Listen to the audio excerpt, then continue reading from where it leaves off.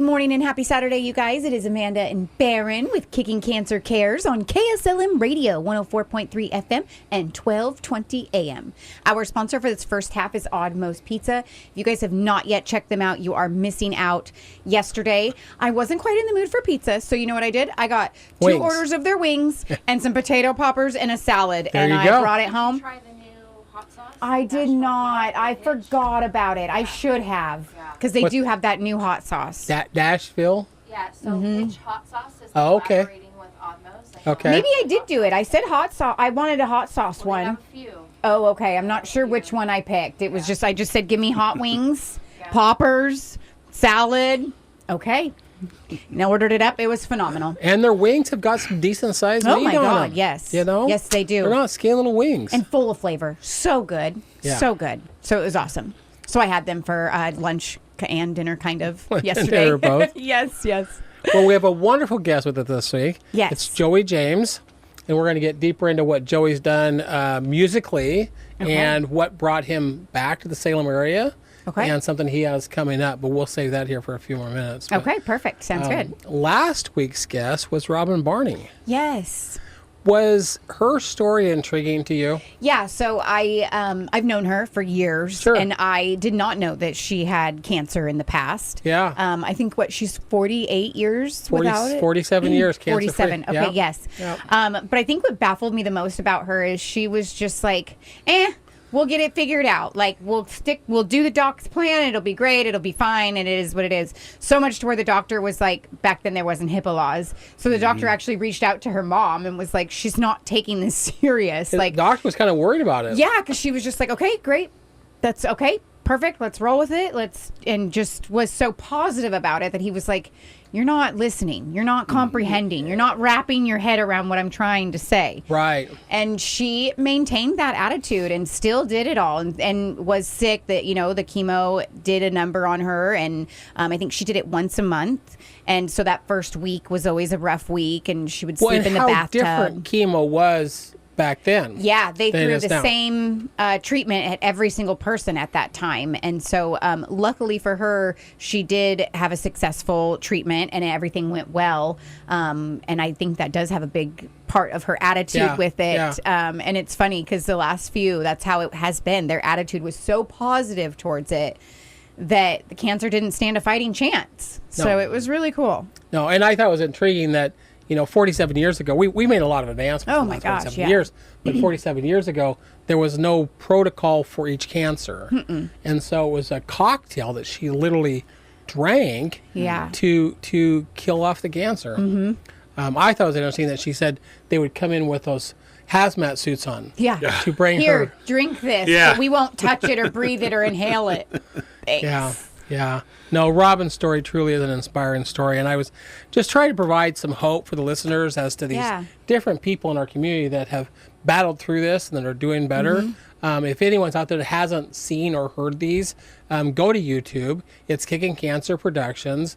Please like and subscribe. Help us grow our listener base on YouTube as well. And not only listen on Saturday, but you can watch it on YouTube later in the week. Yeah. Because it'll pop up on Monday with the whole show on Monday. So Yes. Yeah. once again, go to YouTube, Kickin Cancer Productions. Please like and subscribe to our show there as well. Yes. And I also I just want to throw this in. I know we've kind of already moved on for it, but like how she wore different hats all the time too. Oh, yeah. Like she didn't let it take from her identity and she just made the most of it and ran with it. And I'll wear this style of hat and I'll have this type of, vibe going on this day and it'll be totally different the next day. And she made really fun and light of, really what could have been a terrible situation. Yeah. And Well, she so was that's 23 just really cool. 23 years old when she went through the whole situation. And that takes a lot of courage. And especially back then because how the type of cancer, was it cervical? Cervical cancer. And so the idea back then is that it was almost transmitted maybe sexually also. So it was a scarier type of cancer back then for people. And so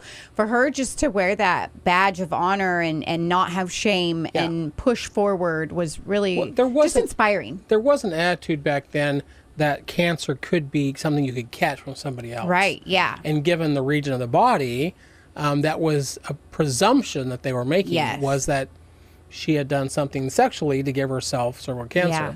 which we know that's not the case. Right. But that's not the feeling they had back then. So her attitude the whole way through was great. I thought it was funny how she joked about the HIPAA laws and, Yeah. Well, I mean, we're just used to a different set of rules now. Yeah. But let's just call your mother up and tell her that you're not taking this whole thing serious. It was Yes. really quite I love that, though. humorous story. Yes. Well, we've been going through this magazine, Joey. It's 100 disease-fighting foods. We're towards the end of it now, and we've got an interesting one this week. Okay. Watercress. Watercress. You know what that is? I don't. I saw the picture of the watermelon and I got really excited because I eat watermelon like crazy. So Watercress. Watercress. Cress. Okay. Watercress. It's a leaf. They say it's a peppery cousin of kale. Oh, okay. Is often an underrated green. Okay. Watercress is loaded with flavonoids, a type of compound that with anti-cancer and anti-inflammatory benefits. It is a particularly potent antioxidant. Okay. A study that compared 12 different cruciferous vegetables determined that the antioxidant activity was the highest in the watercress, Brussels sprouts, and rocket salad. Okay. And I've never heard of rocket salad. I was like, rocket salad, huh? Yeah. Take me there. That's a new one for me. So how would you use that? Let's see. How to enjoy it. It is usually, if you usually have watercress in a salad, Oh, okay. it's time to try to saute it in olive oil, garlic, and ginger. So I think it's something that you would typically put on top of a salad, Okay. but something I'm going to have to give it a try. Yeah, I've actually never heard of this. It's a new one for me. Yeah. But I wonder if they sell it in just like regular grocery stores. I haven't seen it. We shall But it's see. not like I've looked for watercress. Yeah, in the right. stores. Like it's not watercress, like watercress. Nope. Fresh out. I would Dang guess it. it's probably at some place like Life Source. Oh, yes. Okay.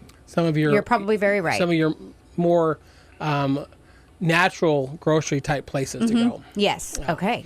Maybe even at Trader Joe's. Might be a Trader Joe's type place. Okay. I'm curious what the watermelon says for next week. Watermelon is great. Yeah, you're ready for that one, aren't you? Well, we do want to give an update, and I'm just going to keep repeating this update because it's just so critical that we get the word out. Jessie G, who was just at Sweet Home down at the Country Fest. Yeah. She's actually going to be performing on October the 5th. Okay. At the Elsinore. It is going to be a benefit concert for Kickin Cancer. And we're calling this the Gala of Colors. Okay. And we're encouraging you, once you buy your ticket, show up wearing the color of cancer to be something for you. Yeah. I'm wearing purple, which will get deeper into Joey's story, but this is for pancreatic cancer. Okay. If that meant something, wear purple. If liver cancer meant something, wear green. Whatever color matches the cancer that means something to you, wear that to the concert. Yeah. The tickets are out there for sale. There's a link to buy those tickets. There's a YouTube event you can find us at. So, again, our update is this concert with Jessie G that's coming up in just a little over 2 months. Okay. Perfect. Awesome. But speaking of country music, I want to give Joey a chance to talk about his background. What did you do in your past? And a lot of it's in Nashville. So share with us your background when it comes to music. How far back do you want me to take Go that? as far back as you want to. As far back as I want to. All right. Did you grow up in the Salem area? Yeah, I grew up in a little town, Scio, south of here. Just really outside. small town. Yep. Grew up on a dairy farm. Everybody always asks, who was your first audience? I always Cows. joke around. Correct. Correct. The cattle, they love the singing. And, I started writing when I was young. Started writing when I was about 15, 16 songs. Okay. And came up with some that were so-so and just continued growing from there. I went in the Navy in 2000, was in from 2000 2004. And I found my true love of music there. I started singing in competitions on the ship, and we won a couple, and that was amazing. So you were singing while you were in the military. That wasn't my job, but they had little competitions while we were out to sea, and That's cool. We joined those, and Okay. when we'd get back in port, little karaoke competitions, and yeah. So you got From that point on, 4 years in the military. yes, Okay. yeah, and then from that point on, my daughter was being born, so took a little break. 2011, I started doing competitions. The Colgate Country Showdown that KRKT used to run, I used to do those comps, and we did well. And 2013, I did my first full band professional show, and that would be what is now the Honky Tonk at Duffy's Hangar. So we had a packed house, and from that point on, it just grew. It just catapulted. What year did you do that competition at what's now Honky Tonks? That was 2013 is when I came on, and at that point I was named, my band's name was Joey James and the Massey Fergusons. Okay. Got a little funny story about that. We'll have to do a little research on that band. Yeah, it's the Joey James band now, but I have to tell you, like, the marquees, it was too big of a name for them some of the marquees to put up on their reader boards. Yeah. And so it was Joey James and the MFs. And I was like, okay, we gotta change that. We gotta change that baby up. It just wasn't working. So, it probably caught attention though. It did. No, people caught their eye. Oh yeah. I was like, this isn't working. This isn't the country crowd I'm wanting in here. So, anyways, it was great though. Like it's something that that's why I love, this journey I've been on, because you live and you learn and you're just going through it, and things get thrown your way. You're doing certain shows, you're making new fans, building new relationships, and progressing. If you want to do with like what I'm trying to do, and that's try to get a hit song on the radio as a songwriter, then you really got to work hard. It's a lot of background work that you put into this. It's not just what you see on stage that we're putting together. It's a lot of like connecting with certain folks. 5 years I lived in Texas. That helped out my career immensely. I mean, the country scene in Texas is boom. Oh, huge. Yeah. And I watched a documentary recently, and it was interesting that the amount of work it takes to get someone to listen to one of your songs. Oh. You write the song, and you got to get someone to listen to the song. And so that plugging to radio stations to get your song out there has got to be just tireless work. It is tireless.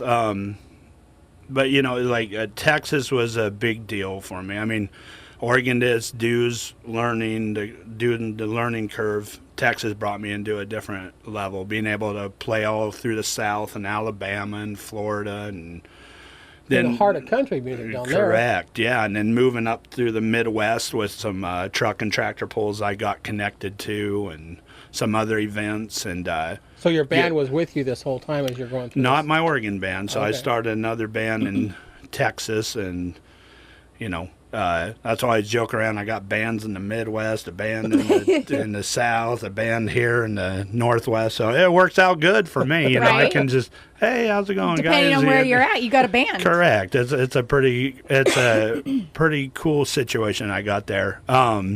Is that fairly common for groups? I think so. When you're starting off, I think when you make it to that higher echelon, of course, you're going to have your main members, because you're making the money to be able Right. to You can travel together. do the traveling. Yeah, correct. So it's just a lot easier. I do try to pay my band members well. Yeah. So, like, if I can't bring my Oregon guys and gals into those shows because I can't afford it, then I Right. just don't. Because Yeah. it's just not worth it. It's not worth Well, you their gotta, time. You got to pay to get them to wherever you're going to go.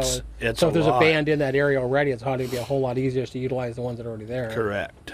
So anyways, living down there also gave me a taste of Nashville for the first time. So that's when I started connecting with folks in that region. And, first producer I got talking to and was Buddy Hyatt is his name. He's phenomenal. We cut a couple songs while I was down there, and that's kind of when I caught the bug. And moved back to Oregon from Texas. And just So were you actually in Nashville for a while? I did move to Nashville I came back just a year ago, but I was there just briefly. Things went kind of haywire Okay. there. It's just a long story, stuff that happened back home and stuff that happened there. it's not a story anybody'd be interested in. It wasn't a fail. All the contacts and connections are still really heavy and amazing over there. Another producer I work a lot with is Kent Wells. That's Dolly Parton's producer, and nice.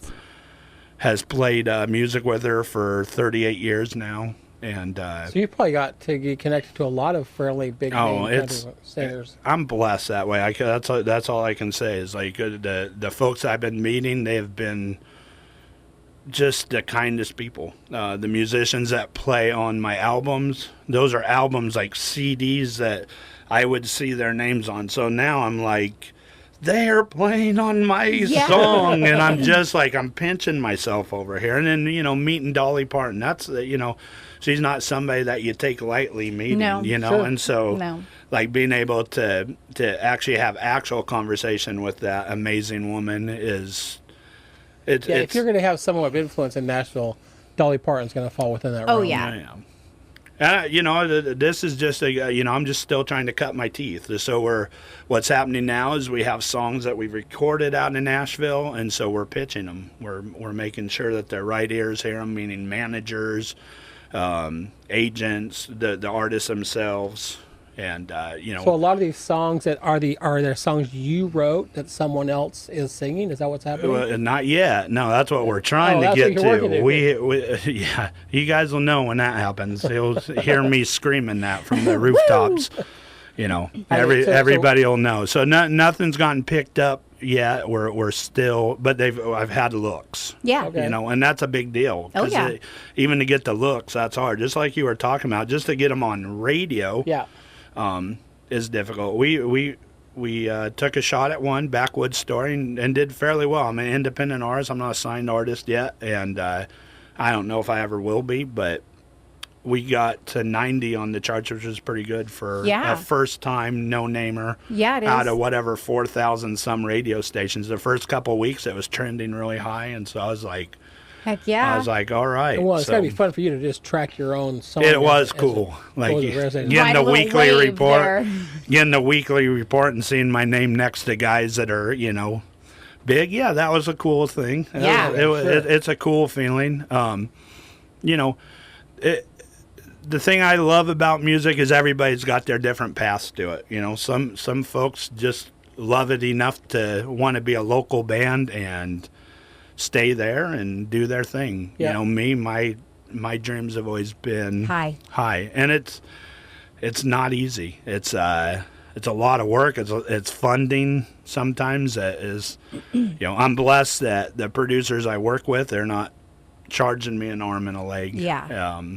It's been really phenomenal that way. And getting the quality of production that I have, it's great when you know that those songs could potentially be on the radio. Yeah. But it takes $1 million to cut an artist. For an artist to be at least $1 million for funding. Even all these YouTube guys you see and everything, they're still funding behind all those. Oh, I believe the it. record labels. I mean, you're talking about they'll spend $60,000 to $80,000 on the artist to cut an album. Wow. And those artists owe that money back. That's right. They're paying it up front, and they're gonna have to correct. It's like a loan, if you will. And then that is a problem with sign. If you sign, you better hope you don't get shelved. Right. Because if you get shelved, they just You still send owe all you that. on little county fairs. You'll never make that money back. It's a difficult game, but the one thing you got to have is a lot of thick skin. You got to learn that you're going to hear a lot of no's and just fly with them. I would just imagine take it's 'em got and to be go. similar to like an actor that's trying to get his name out there. Oh, as well. big Yeah. time. That's another industry that's just, there's so many talented folks out there. That's the one thing is you never know what song somebody's looking for at a certain time. So you have to give it a shot. You got to keep your head high. If it never happens for me, it never does. But at least I gave it a shot. That was always the... And stay true to the type of music that you like to play. Correct. Yeah. I mean, I do joke around about that. I'm not a huge Taylor, so I don't think I look like a Taylor Swift fan or would come across as a Taylor Swift fan. Now she has her folks, and that's great. That's good. I never talk garbage on anybody, but if she ever picked up one of my songs, you'd see me wearing Taylor Swift shirts. I'd be her biggest fan. I'd be like, "Go Taylor!" I mean, no, go Taylor. Yeah. On a personal level. I think I need to start writing songs within her realm, but. So have you written songs that someone else has played on the radio that we might know, or just not yet? So the ones that you're writing and you're playing as well. Correct. At the moment, yeah. Okay. We are working with. I wouldn't say work. He's became a good friend to me. William Michael Morgan. He's had a hit called "I Met a Girl" that happened about 7 years ago for him. I was a #1, and him and I wrote a song together while he was here in May and did a show at the Grand. And I'm like, dude, you need to. It's really good. It's called "Working Man's Prayer." Come on, cut it. So I'm been pushing in, and one of my songs, "Folded Flags," I think his voice would work. Did you? Yeah, thank you so much. You know the one he's talking about? I just got goosebumps. I'm like, I know that song. That means a lot. Yeah, thank you. Where did you hear the song I at? saw it on social media. Okay. Thanks. Yeah. I appreciate it. Yeah.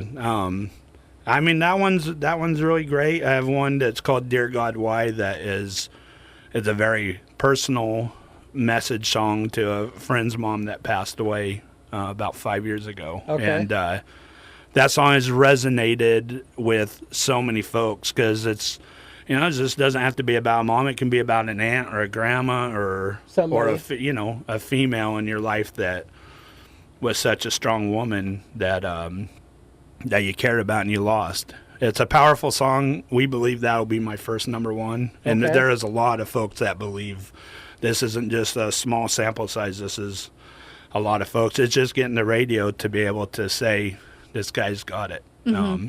So how do you, just out of curiosity, how do you go about getting a radio station to play your song? Yeah, so they got people that pitch. Okay. And that's the best way to go.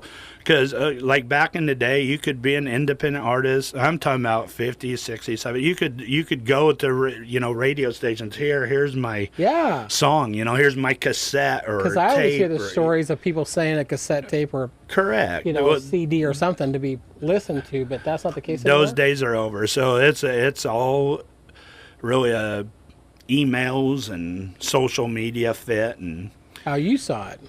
Yeah. I suck at social media, so when people see things, I'm almost like having a heart attack. But like, I need to get better at it. I will. Like, I'm working on. I'm just not a TikTok guy, or like I'm so bad at being like, hey, I just ate a cheeseburger or something like that. But I want to be good at it. But it's like, I think I'm like in that age group where I'm like, yeah, I don't need it, but I need, Mm-hmm. Everybody says I'm an old soul, and so, and then that's why I was joking around with my producer. I said, "Aren't I too old for this?" And they're like, "No, you're still fine." I'm like, "All right, I'll keep giving it a shot." I mean, really, they would tell me. I told them to always be truthful about things. Yeah. So when we go cut songs, they are. I mean, they'll be like, maybe tweak that a little bit, and I'm like, "All right," Ken will be like, "Well, you're a little flat there on that section. Let's redo it." Now, one thing I can tell you in the studio, we don't raise my voice to a higher key. Yeah, there's no auto tune. I do no. So what we hear is you singing. Yeah, what you hear and what you come to my live shows to hear, you're gonna hear that as I express. Yeah, because with everything with AI these days, it's like, am I really seeing what I'm seeing? Yes. Am I really hearing what I'm hearing? I mean, what's real anymore with AI? I was writing with a guy the other day, and I said, these are good lyrics, and he's like, aren't they great? I said, no, they're okay. I'm not trying to judge them, but said, did you write them? He's like, oh, no, AI helped me. I said, I'm done. See? Not writing with you, dude. Oh, Lord. I can't do it. Yeah. It's that's not what a song is to me. A song is a very personal feeling. It's deep. Yeah. I always tell people it's a 3-minute storybook. Yes. And that's the truth. I always tell people, you remember how your grandparents or your parents read you a story? Well, that's what I'm putting down for you to listen to. 3 minutes, you can hear a whole story Yes. of a life. And I think the songs that I have heard that are really powerful, they resonate with people on so many levels. It's personal to you, but it's a song that's going to hit anyone that listens, and those are the ones that will become big songs that are out there. I agree. Yeah. I mean, it's really hard these days for me to hear some of the songwriting that gets put out there, but it's, it's a big machine that runs the whole thing. But I agree with you. I believe the really big songs that resonate for a lifetime are the ones that hit people right there. Yep. Well, we're going to take a quick break, but I want to give a shout out to Oddmost Pizza, who is our sponsor of this first half. Absolutely amazing wings. I had them just yesterday. Phenomenal. If you guys have not tried them and pizza's just not up your alley, then they have so much more than just pizza. Their wings are amazing. Their potato poppers are amazing. They have salads. They have pastas. They've got it all. So go check out Oddmost Pizza. All right, we'll be right back. Stay tuned, you guys.